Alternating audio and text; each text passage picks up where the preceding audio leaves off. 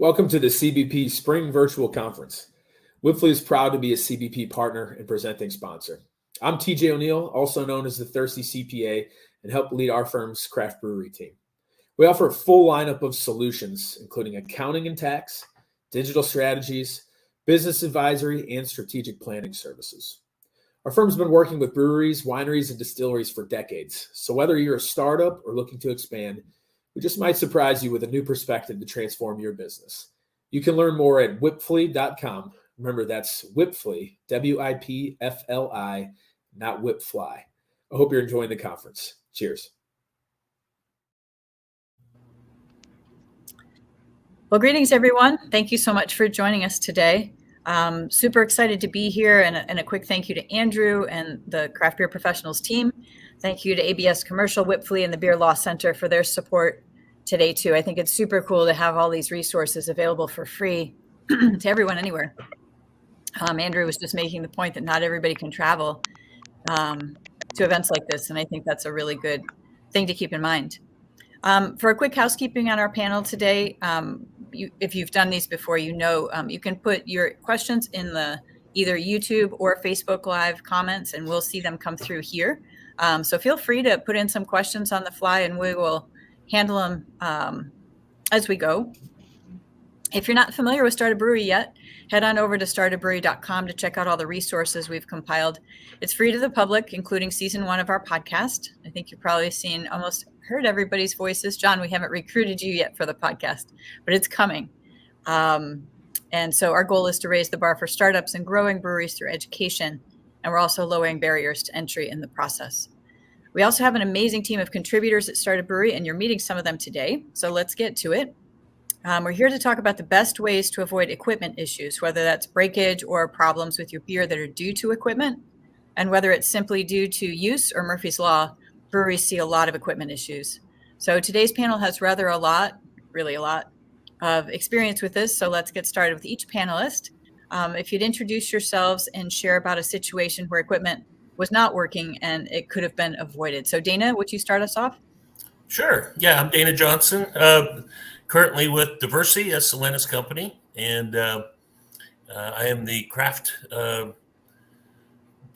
sector specialist for craft brewing for Diversey. And as far as the equipment thing, one thing that I see an awful lot is where people are struggling with getting used equipment clean prior to use. Sometimes the brewery has to walk away, they close the doors, and they have a really hard time getting it clean. So that's where I really help people with cleaning and passivation. Excellent. Chris? Yeah, thanks. I'm Chris Leach with AROL Group. We are a packaging line company. As it comes to issues I've seen in the past, I think one of the biggest ones is partnering with companies, or I should say buying equipment from overseas where support may not be there. We've in the past have replaced equipment that comes from China. Specifically was this one I'm thinking of, a 100 can per minute filler seamer setup that just didn't work. And then the company had zero support for this co-packer. That co-packer was down for months until they bit the bullet, bought a canning line from my previous employer, and then waited a few more months till it was built and installed. So partnering with the right folks up front will ensure success throughout the process. Mitch? Yeah, hi everybody. I'm Mitch Steele. I'm brewmaster with New Realm Brewing Company. I'm based out of Atlanta, Georgia. I've been in the business a long time, spent a lot of years with Anheuser-Busch, and then 10 years with Stone Brewing Company. So I've seen a lot of this kind of stuff that we're talking about.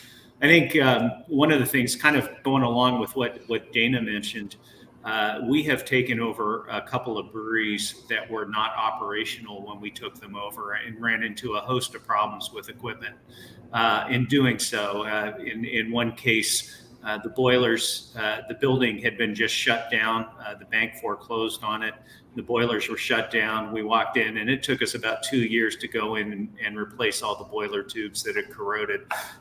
It was incredibly expensive, not something we had budgeted for. So there's a lot to be concerned about, when you go into the used equipment game, and just understanding what you might be getting into. So. Gotcha. John, you want to back clean up here?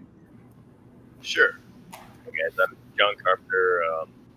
Not quite been doing this as long as Mitch, but followed up behind him, spent some time at AB, Dogfish, Golden Road, and then we've been working kind of independently in the beverage industry across the board, whether it's breweries, distilleries, non-alcoholic, cannabis, for the last several years.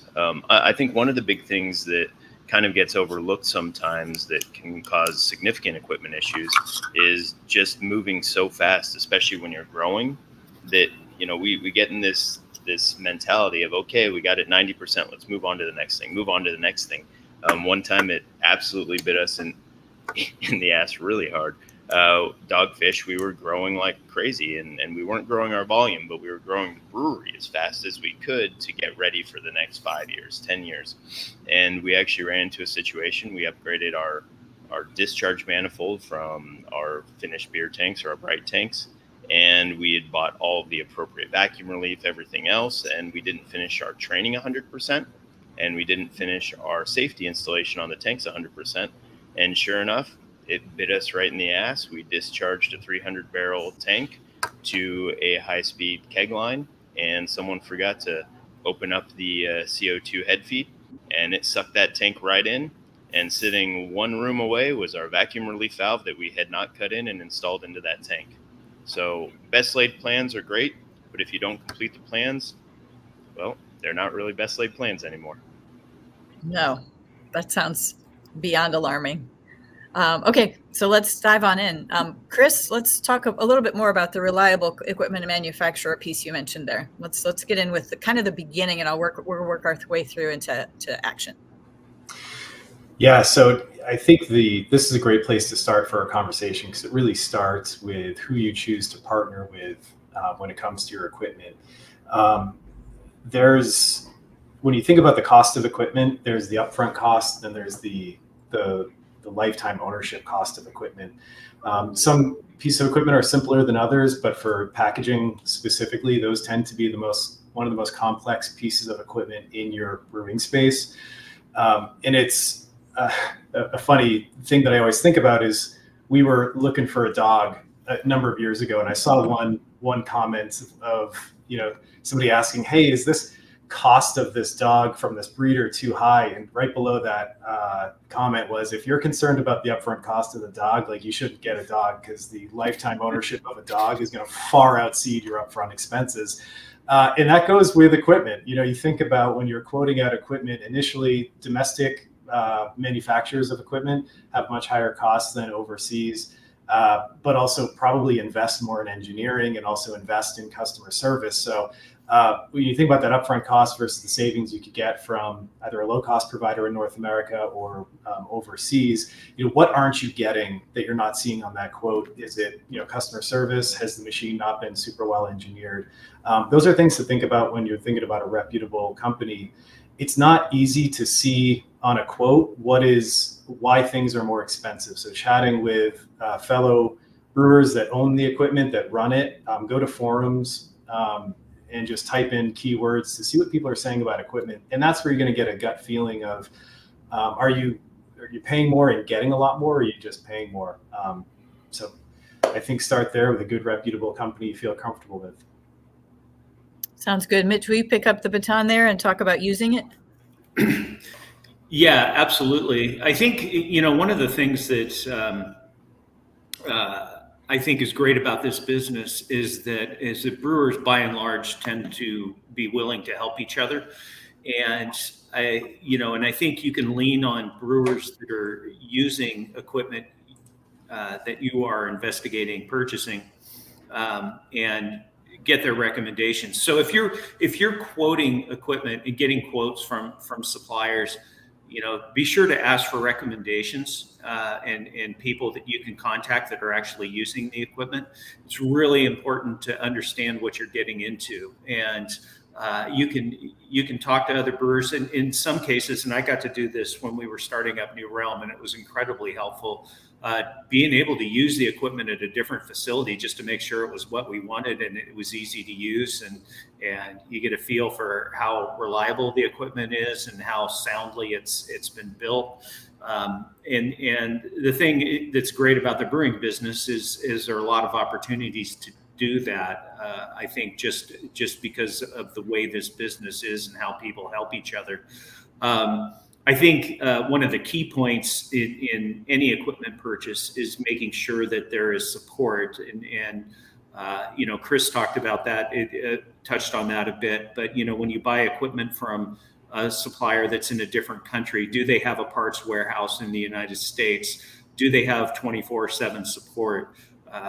Because of the time difference can cause some problems with support if the company's in a different country.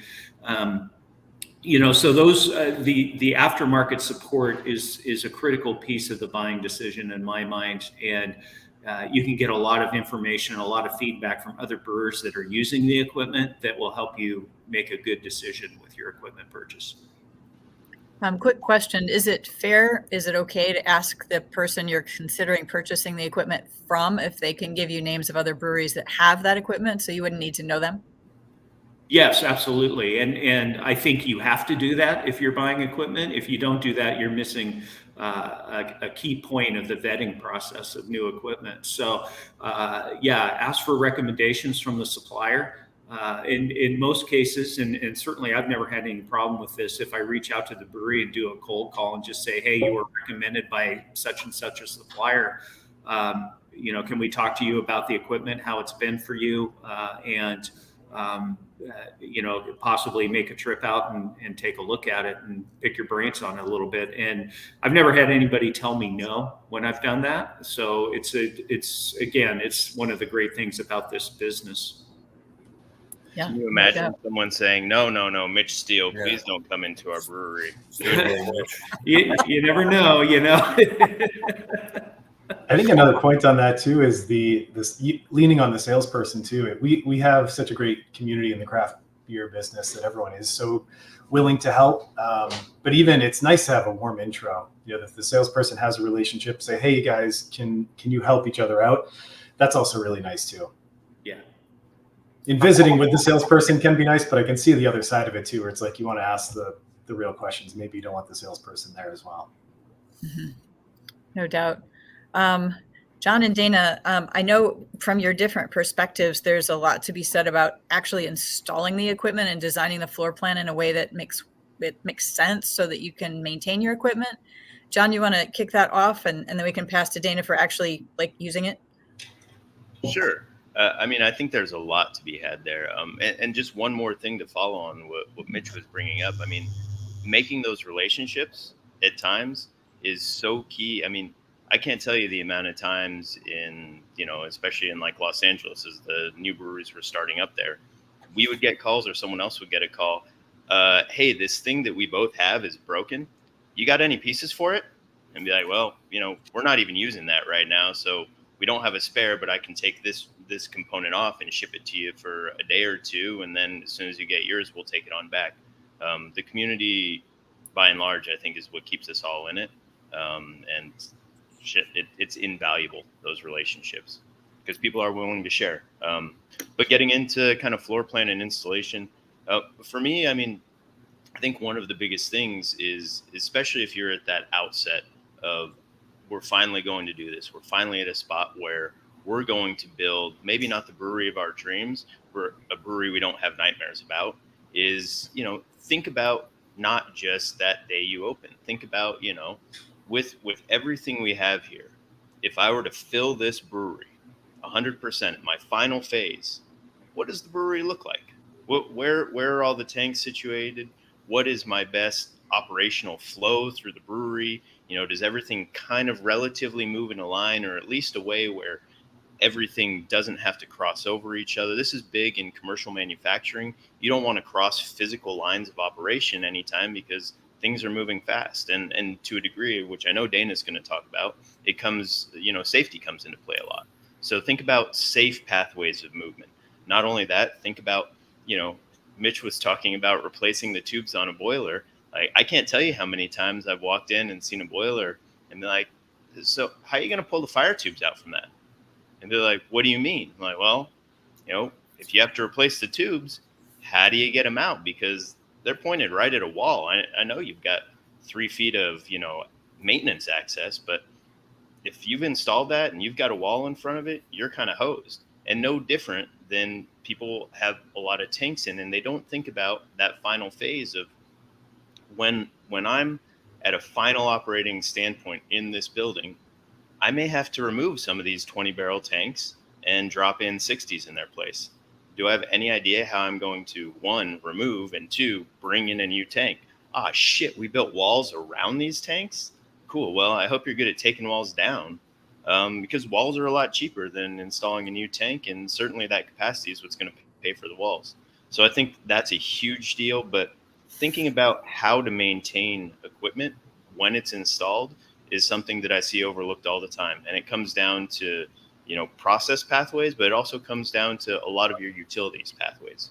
One of the things that I find really important is being able to maintain cleanliness of equipment. If you've got all of your process piping in areas that no one can maintain, and then maybe you have a leak, or maybe you realize, well, we're going to have to replace this, D90 pipe with a D120 because we've now added too many tanks in here and we need a higher process flow. If you can't physically get to those pipes to change them out, or you haven't created in your phased growth plan from phase 1 to final phase a new pathway for running those, it really causes all sorts of issues. And it's really easy to plan ahead for those things. And I think it's actually kind of fun.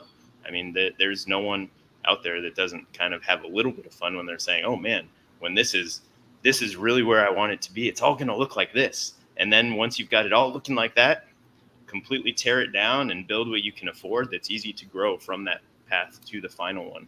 I think it's a huge thing.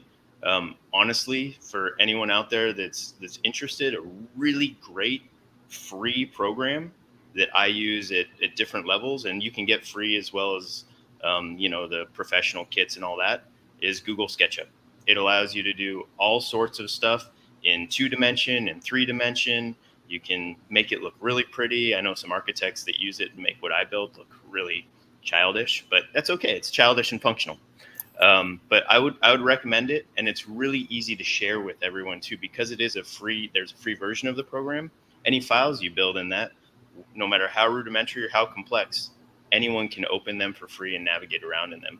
So I think creating drawings, whether they're hand drawn or digital or anything like that, really allows the exchange of ideas. And coming back to what Mitch said, man, don't be embarrassed. Throw that shit around. Get it to other brewers, because they're going to point out stuff no matter how many times you've been doing this that you didn't think of, just because they come at it from a different perspective. But I'll quit blabbering on here. Dana, what's your take?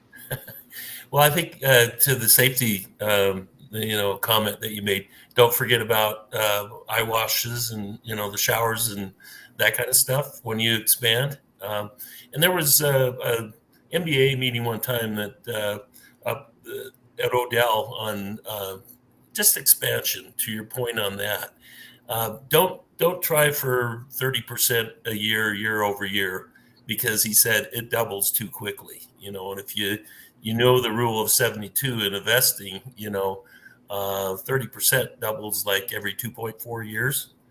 So think about your growth. I don't know if anybody's really growing that fast right now, but in the past, that was a real option. Mitch, I know we saw that, right? In the past, and you really do need to plan for that. And then also, as far as get to be on really good terms with your local fire marshal and also your wastewater people. Those are two entities that you really need to get a good relationship with, because if you have something go haywire at your place, you're going to need the fire department to show up, and they need to know where everything is. And then on the wastewater side, make sure you're doing your pre-treatment and, making sure your effluent is okay for something that they can handle. So that's kind of my take. And Dana, I'd like to jump on that. For anyone who's a brewery in planning, don't forget about that with your final phase.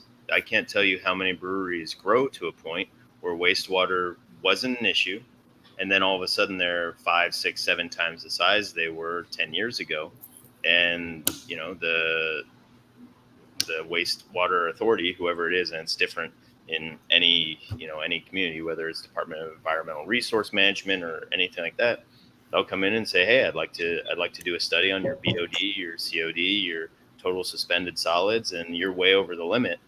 Don't worry, the equipment you need to treat it is only somewhere between $500,000 and $1.8 million, but you'll be good as long as you also have the footprint to install it. And so it's been kind of that Achilles heel of a lot of breweries' growth plans, and it really just hurts them. And kind of in line with that same thing, Dan, in asking for help from those kind of maybe municipalities, ask for help from the trades. If you're going through this whole construction process, there's got to be a lot of skilled trades that you have on site that know a hell of a lot more than you do about electrical, about plumbing, about mechanical installation. Not only pick their brain and see how they would do it maybe a little bit better. Don't always pay attention to them, because there's a lot of snarky plumbers out there that'll just change everything for you, as well as any trade. There's a lot of snarky brewers out there that'll change everything for you too. But think about what skill sets that you plan to incorporate internally to maintain your equipment and your processes, and which are these great people you work with. If you can find a really great electrician that you form a relationship with that's local in the area, man, being able to call on that person when you need help is invaluable. Indeed. To that note on the asking for help, Chris, you want to pick up the note there about equipment? Yeah, I think asking for help is one of the hardest things for a lot of brewers to do. And this industry is built on bootstrapping your way through and figuring it out and getting it done. Often budget driven. You're like, I can't afford this, I'm going to build this wall, to John's point, or I can't afford this, I'm going to do this. So when I was at Wild Goose, the packaging line, again, is one of the more complex things people buy, especially at Wild Goose. It was almost always everyone's first packaging line too. So they bootstrapped a brewery and then get into packaging, which is a very different process than anything else they've done before, more complex machine. And with that same mentality of like, I can just figure it out. I figured it out up to this point. You certainly can. Most people could. It's just, how long is that going to take you, and how much time are you going to waste? How much beer are you going to waste to figure that out? When I started at Wild Goose, Alexis, the founder, had a funny story about when he was building machines and installing them. He would go around, put his business card on every machine, and write on there, "Call us before you're pissed off." And it was a way of, as soon as something goes wrong, call us. It doesn't cost you anything, and we'll get you back up and running right away. Don't wait 3 hours where you've got bloody knuckles and you're pissed and you call us and say, this machine effing sucks. We can help you when you're in a calm state of mind and right away. So I think that is probably overlooked when you're hiring packaging people, or you're hiring anybody in your brewery, really in any facet. Somebody that doesn't necessarily have the answer, but they have the emotional intelligence to find the answer and be humble enough to say, I don't know what this is. I'm going to quickly go here to find this answer so that you could move on to the next problem.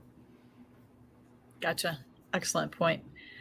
Mitch, so once you're installed and you're getting up and running, who handles repair and maintenance in your world? Yeah, it's one of those things that's so important, and it really depends on the size of the brewery. And a lot of brewers, when they start breweries, they're pretty mechanically inclined and think they can handle all of it.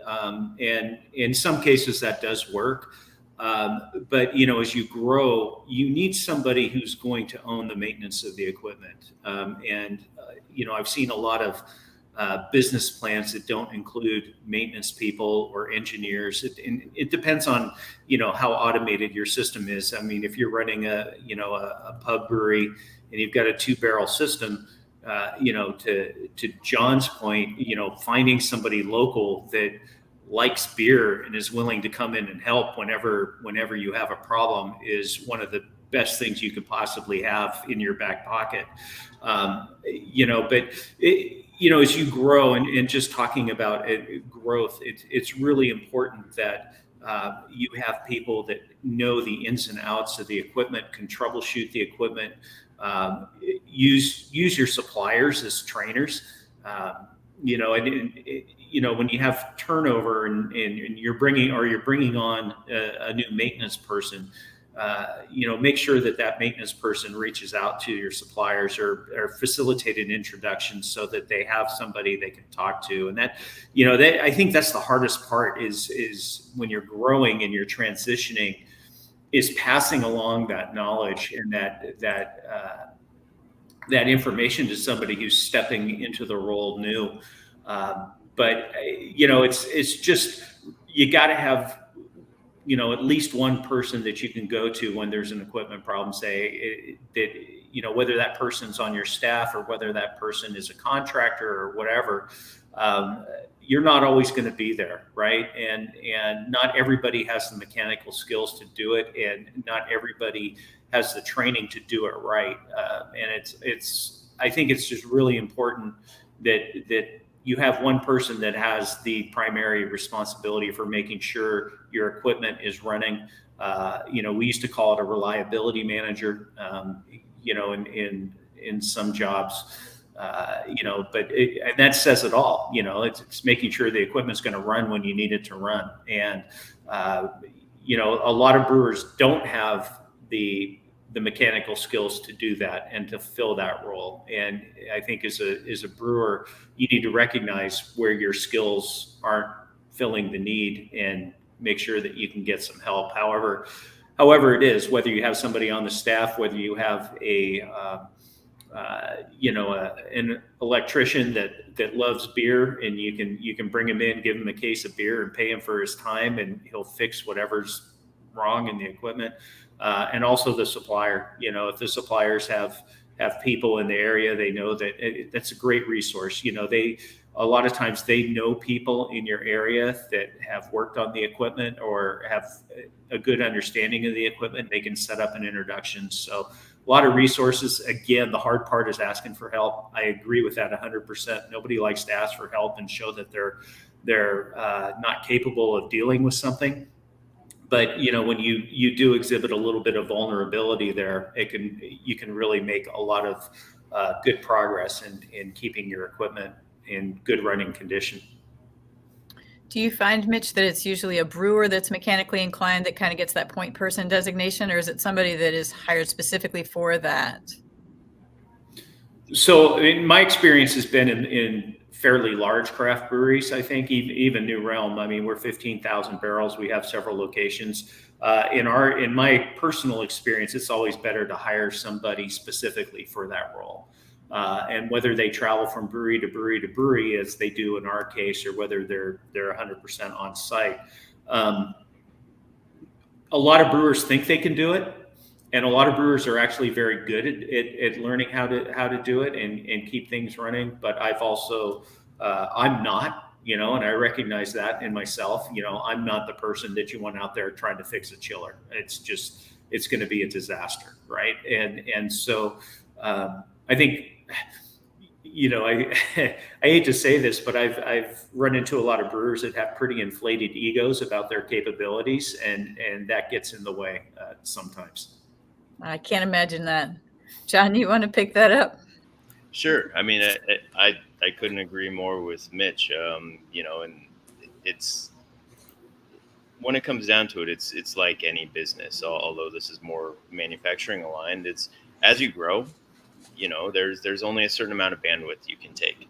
And I've certainly been, victim of my own bandwidth before, but, I'll take it. When we started Golden Road, 2 of my first 5 hires were a process engineer or a brewery engineer and a maintenance and reliability manager, because I knew as good as I think I am at a lot of that side on the technical facility build out, I needed to find people that were better, because my core competencies and my core values that I could bring that would provide more value We're going to be in finishing the build out, building the business structure, training, hiring, and actually brewing on the floor, because no one wants to do those, 18-hour brew shifts, but owner can do it. And so, we hired 2 people that were better than me. And I've always looked for that anywhere I go. If I can hire someone that I'm a tiny bit intimidated by their skill set, man, does it make me feel all warm and fuzzy inside. And, it was hard to convince my partners that as we were starting this brewery, I was hiring 40% of our staff that were in fact not going to make beer at all. But the easy argument at that point was, what's the cost of our equipment? What's the insurance of bringing these 2 people on? And one of them got paid the same as me and the other got paid more than me. And, it's great. We're going to bring them on because we've, right now we've got about $600,000 of equipment and facilities invested, and we're on our path towards investing another 1.2 million euro in equipment. So if we're bringing on a skill set internally that can provide insurance policy, not only on our equipment that we're producing, but also on the reliability of the output of why we're paying for that equipment, it's a really, really easy argument. And people sometimes have a difficult time with, the argument there for bringing skill set in, just like they do with the cost of quality. And we won't sidetrack into that because, Laura, you've heard me diatribe on that, at the very least by a microscope. But in any case, I think it's pretty important to, even if you have to lock yourself in a closet in the corner, to force humility in yourself and say, what is going to be the most valuable output of my bandwidth? And if you can focus that and narrow it in and not be, an arrogant brewer as sometimes we are, and we think we can solve the world, take that cape off and leave it in the closet and say, hey, I don't need to save the world. I need to bring people in who are better than me to focus on these things that I'm not phenomenal at. And then I can focus on the things that I'm best at. And it'll really help not just the equipment run better, but the process run better. And your team's going to get along because you all have to lean on each other. You have no choice but to lean on each other at that point, which, provides for a strong team. That said, I think one of the big things that everyone needs when you start building that team and you've got this great bench depth is they need the tools. It's nice to give them the storeroom, the backup components, to talk about, what is that, how are they going to effectively do their job? And I think that real big next step, and I think, everyone on this call, Dana, Chris, and certainly Mitch can speak to the fact of what is your critical components? What are your critical spares? And just like people, just like facilities, everything is a cost value argument. How much does this cost? But what is the value that it brings? And oftentimes creating a storeroom or creating your critical wear backup components, the value that it brings is risk mitigation. And I think that's something that, we talk about. Mitch and I use the term reliability manager a lot because it was beat into us by Anheuser-Busch.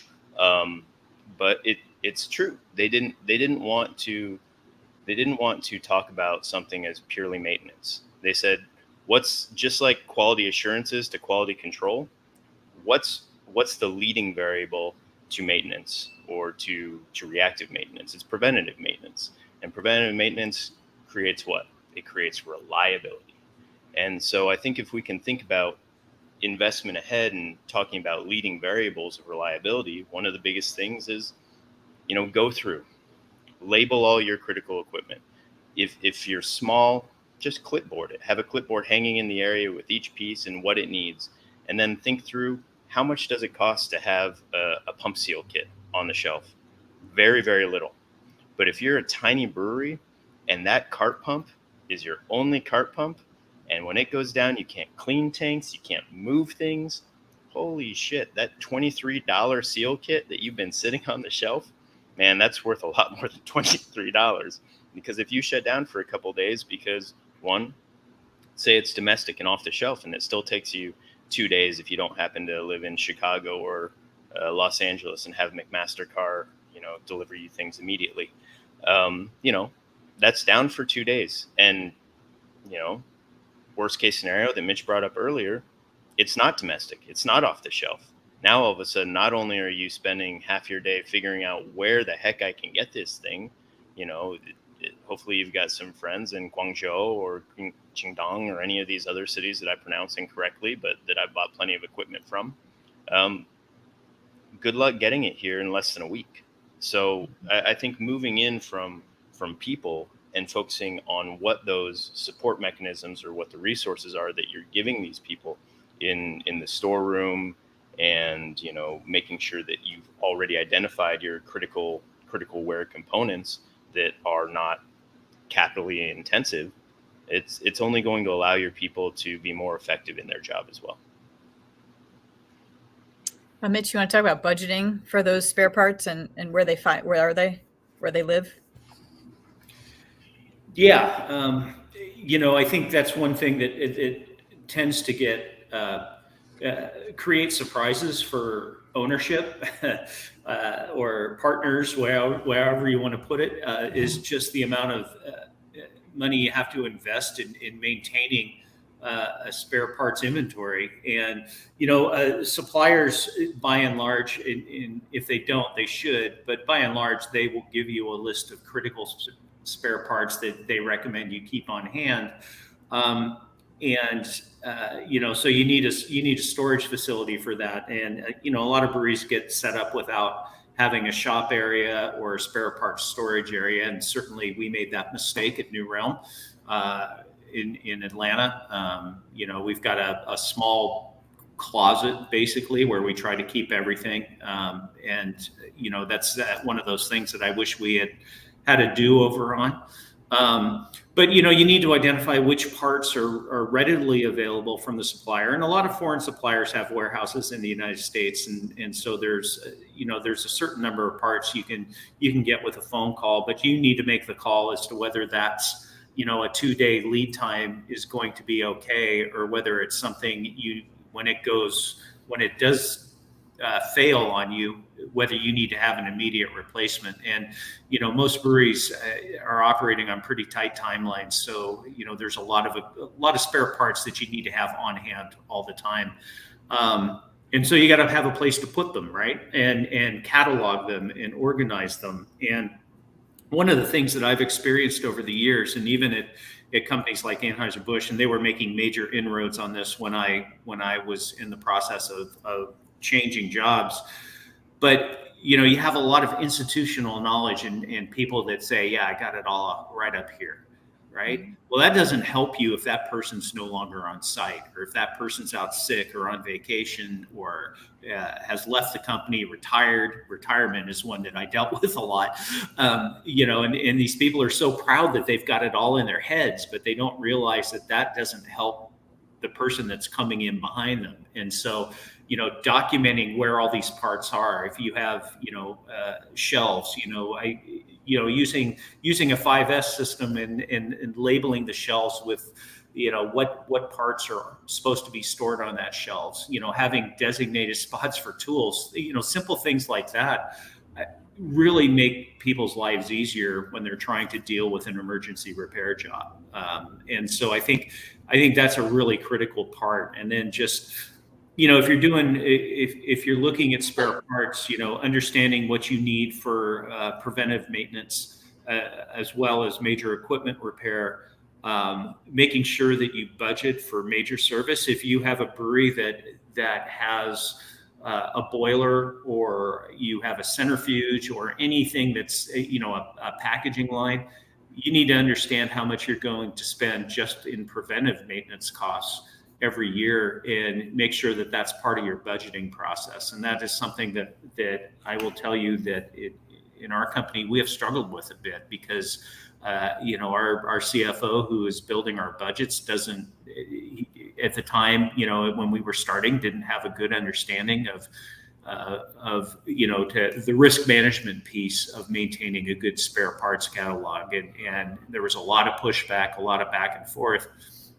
And then when a piece of equipment goes down and you're down for a week, and you can't get beer out the door for a week because you're waiting for a centrifuge part or something, that demonstrates the need for this, but that's really an unfortunate way to actually get everybody on the same page about this stuff. 100%. And training wise, John, how does that come into play? I mean, it's just dovetails right off it. It's, we've talked about getting the people, we've talked about giving them the resources, and then, the next step is making sure that they can combine those two. I think one of the biggest things, and again, this was a funny old Anheuser-Busch thing that I was right in the right time to get pounded into me was, so much technology had been invested for so long, and so many engineers had made everything so perfect that people started removing themselves from the field. And they said, look, we're managing through numbers. We're managing through all these other things. And I can't remember who it was, but there was one, training head that said, we've gone too far. And so at AB, because these breweries were so big, they started training, all of the kids, and I was one of them. You got to do your rounds. And for me, it was hilarious because I was like, rounds? Shit, I'm going to be out there regardless. You're going to have to pull me back in the office. I hate that part. But I think it was a really nice kind of centering. Everything is kind of in sine waves. It goes up and then reacts down, and goes up and then reacts down. And I think that idea of spending as much time as you can around your equipment, getting to know what things actually smell like, what they look like, what they sound like, and certainly what they feel like. The ability to know that this pump in particular always has a little bit of a vibration to it, and this one doesn't. If you feel a motor vibrating that doesn't typically vibrate, or getting a lot warmer than it typically gets, that's a quick indicator that you can get absolutely ahead of that. And before critical failure, maybe you just need a little bit of maintenance on it. And Mitch was bringing up centrifuges. I mean, the speed and the energy that is caused by a bowl of that size with that much inside it, spinning at that, velocity, maintenance is so critical once you start getting larger and larger. And something as simple as having the appropriate amount and the right type of lubrication can take that centrifuge and make it last 35 years. And one person forgetting to, do their preventative maintenance could have it shut down and cost you 20% of what it cost to buy it originally, all at once. And so allowing your team and encouraging your team to spend some time off the floor, read through the manuals, spend some time actually just around it when it's operating, as opposed to task, I think is incredibly critical. And it also comes to that balancing point as you're building your brewery. Everything's a balance, right? You can have the most seasoned, the most experienced brewer, facility manager, whoever it is, in that facility making phenomenal beer with very rudimentary equipment. Or you can have a bunch of very inexperienced people trained on very sophisticated, very technologically advanced equipment making phenomenal beer. Or you can be somewhere in the middle, like most of us, with a pretty good skill set and pretty decent equipment making really good beer. But if you've got inexperienced people and unsophisticated equipment, and they don't have the training to operate this unsophisticated equipment, you're going to have a hell of a time being consistent, having high quality, having any of these things that you want. So it's always that kind of balancing act. And if you're blessed to have phenomenal people and phenomenal human resource at your hands, great. You can really kind of pull the budget back in other areas. The problem is, those people are kind of like unicorns. So if you've got a whole brewery full of unicorns, man, invite everyone on over. Come visit the Unicorn Brewery. But if not, pick and choose, where you're going to drop that budget. Because these little bits of sophistication, these little bits of investment are really there to support the team that you're doing your best to train. And part of that investment is absolutely getting people time and bandwidth to understand exactly what they're dealing with, so that they can raise that level and not be relying on the robots of the world to run your brewery. But I think there's always that balance. And if you can get people out there to really understand that whole idea of look, listen, and feel, and the brewery is a weird robotic living organism, you know when it's kind of getting sick, and go ahead and give it that injection and get it back up and running. Makes sense. Dana, you want to pick up the chemical side of that? Yeah, and the predictive maintenance, I think, is really, making sure everybody's on the same page, but really track how long the hours are on pieces of equipment. I think it's really important. There's some good resources out there on, I think the MBA brewery maintenance probably stresses that a lot. That one's coming up, and I think it's going to be in the notes for this. And I think too, along with, I was going to talk about HACCP a little bit and making sure that everybody's trained on actually, do an SSOP, for an example, sanitation standard operating procedure. There's so many breweries that I, go into, and everybody has their own way of cleaning, and the amounts of chemical they use can be different, and how long they run it. And, but if you just get a SOP written down, and then it's there, and it's a living document. Things change, or your beers you're making change. But for example, if you're using calcium chloride in a hazy or juicy IPA, chloride's really hard on stainless steel. Really probably need to up your passivation game on that, and at minimum do the good acid followed by an air dry. That gets you chromium oxide established. But I think our method of using the acid first followed by a metal or a silicated cleaner, kind of laying down some glass, really is a more protective coating, and will keep your equipment in better shape for a longer time. You mentioned maybe packing the equipment with sanitizer.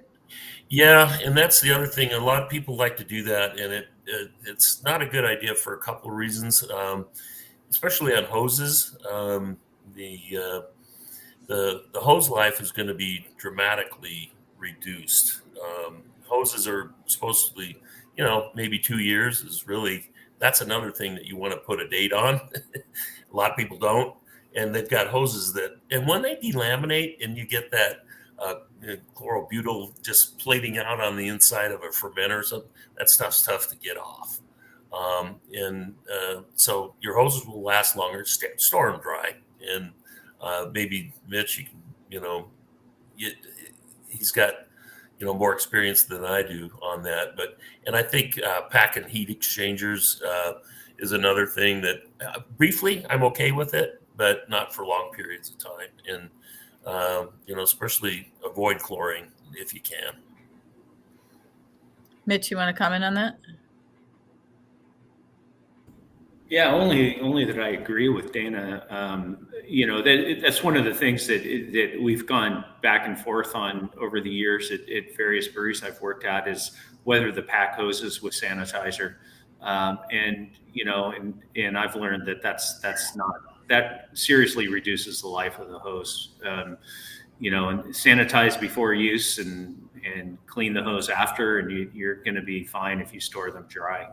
But a lot of people are nervous about storing hoses dry in open air. But it's chemicals are they're rough on surfaces, right?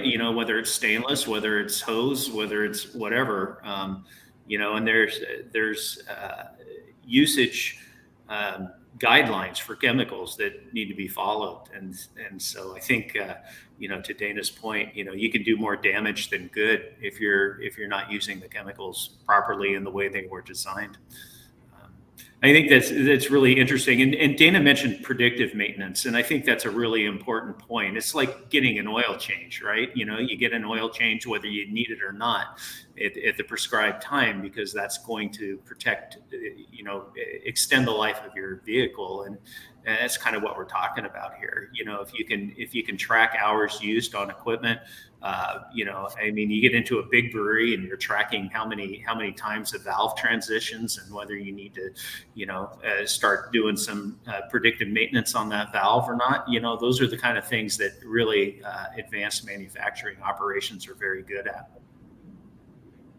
What kind of plan or recommendations do you have at New Realm in terms of what is part of that preventative predictive maintenance?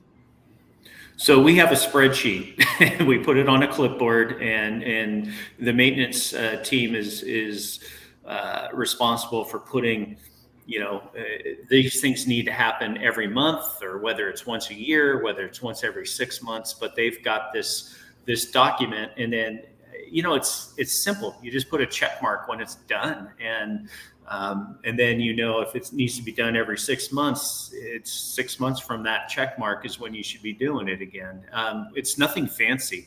We're not that technically advanced, and but that, I mean, shoot, at Anheuser-Busch, we did the same thing with cleaning schedules and with just regular PM schedules, and until we got more technology behind the system. It was, if somebody just built a table with a calendar on it, and you just put a check mark on it when it was done, and as a manager, it was your responsibility to keep an eye on that thing and make sure things were getting done. And get them scheduled, and some of the things were difficult to schedule, so you had to actually plan for it. Like Anheuser-Busch had CO2 lines, piping going throughout the cellars, and those things had to be broken down and cleaned every once in a while. And to do that, just shut everything down. It was a pain in the ass. But, you have it on a schedule so you don't forget it and you can't walk away from it. You could hold somebody responsible for making sure it got done. So, you don't have to be really fancy with the technology behind this, but you just have to take some time to build a program and then hold people accountable. John, clipboards for you. How do you, if you're just starting from scratch, how do you know how often to do things? Well, I mean, I think one of the big ways to do that is to, again, ask for help. Ask your equipment manufacturers, ask other brewers, ask, what's the best practice. And we have this weird thing that we all have access to called Google. It's crazy. You type in questions and you get the world's answers. And some of them are completely nonsensical, but 2/3 of them can really open up the world for you, and in areas where you had no idea. But I think when you're investing in equipment, always best to start with whoever made that equipment. Say, what is your recommended, maintenance cycle? What are your recommended critical spare parts? What are your recommended wear parts? What are all these things? Going back to kind of Dana and Mitch's point on hoses, and gaskets is another one that people just don't change out for a long time. I like, Buna has a couple different color gaskets. Sometimes at different facilities, 2023 is a black year. 2024 is, a gray year or a red year or a white year. You can, it's a really easy identifiable thing that can help you, fend off leaks, aeration, micro issues. And then getting down to another point that Dana was making, like, start to get a little bit deeper on your chemistry. Start to understand why things are the way they are. The amount of reverse osmosis water that I see being used in facilities these days, that one is relatively wasteful and doesn't need to be used where they're using it, and two is incredibly corrosive to a lot of stainless steel components, that people just don't understand, is somewhat alarming. A lot of people have full RO tiny little breweries and a poorly made 304 stainless steel hot water tank that they're just sitting there and they're breaking down, and those things that they'll go to waste in 5-6 years, sometimes less, because they don't understand how corrosive something as simple as completely pure water can be to 304 stainless. There's a lot of stuff out there, and I just think education and asking for help is going to fend off a fair amount of it. And I think the biggest thing that we can all do as a community is offer help as well. I think, we were blessed both at Golden Road, and then when I was working with Alchemy and Science, to have phenomenal maintenance and reliability managers. And the Alchemy and Science guy, he's still there, Joe Moakley. He's like the biggest, goofiest, but absolutely one of the most intelligent and skillful people I've ever met. I swear he takes care of half of downtown LA. He just wanders on by and someone calls him, Joe, I don't know what's going on, man. You got an afternoon? Okay, I'll swing by on Wednesday. And he's a wealth of knowledge, but because the community was so tight, we started out early on. And I talked with Joe and I said, look, man, if you want to go and make some relationships and get out there, offer your help. We've got shit to do here too. And so it's always kind of a weird balance there, but people want to help each other. And if you start out by offering help, it sure is a heck of a lot easier when you're like, I really need some help, everyone. And it's already there. You don't even have to ask for help. You just bring it up in conversation and everyone wants to help each other. Dana, on the chemical side, preventative maintenance, where do you get that information and where do you go with it? Yeah, I think there's some resources out there, in MBAA and the Brewers Association. I think, and the other one that hasn't been talked about yet, but the Ask the Brewmasters Forum on MBAA, really good place. If you've got any kind of question like that, and just put it out there. I call it the hive, just ask, put it out there. Don't be afraid. You can do it anonymously too. If you don't want to admit that you don't know something, you don't have to put your name on it. You can post anonymously. You do need to kind of be an MBA member, which I highly recommend as well. But that's a really good way to get educated quickly. Yeah, that makes sense and great resource.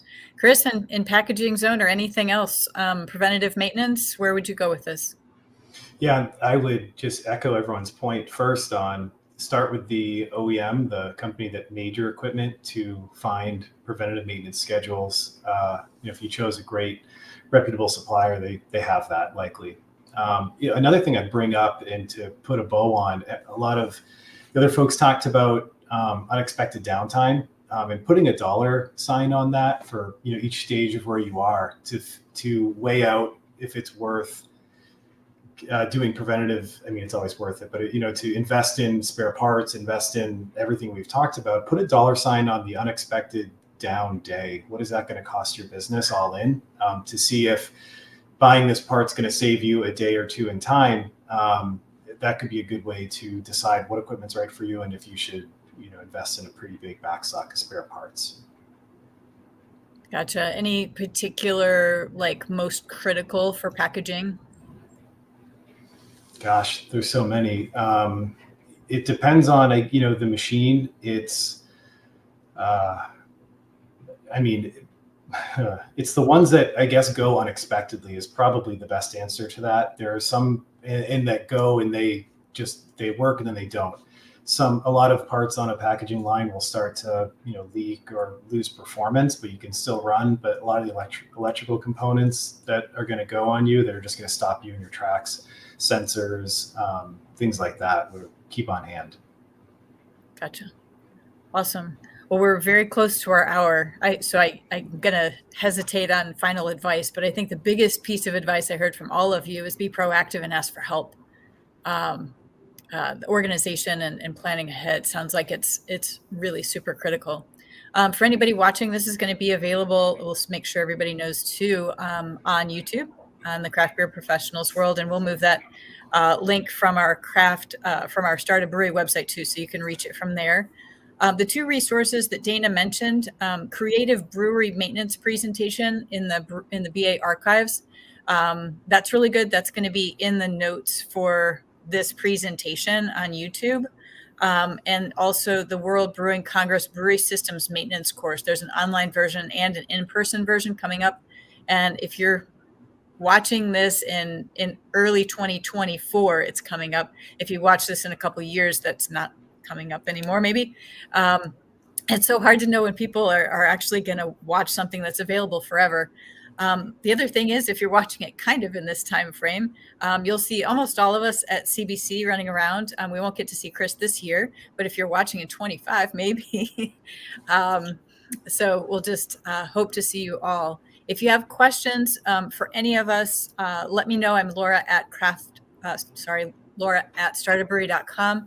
And everybody's email information is also on the contributors page of our website, except Chris's, but I can give you Chris's if you send me a quick email and we can get him all started. He's new at AROL, so doesn't have all of that updated stuff yet. So thank you to our team, Dana, John, Mitch, Chris. Thank you so much for your time. Hopefully we'll have a happy hour moment available sometime soon all together. And yeah, if you have any questions, reach out. Otherwise, thank you all so much and have a great afternoon. All right. Take care. Bye-bye, everybody.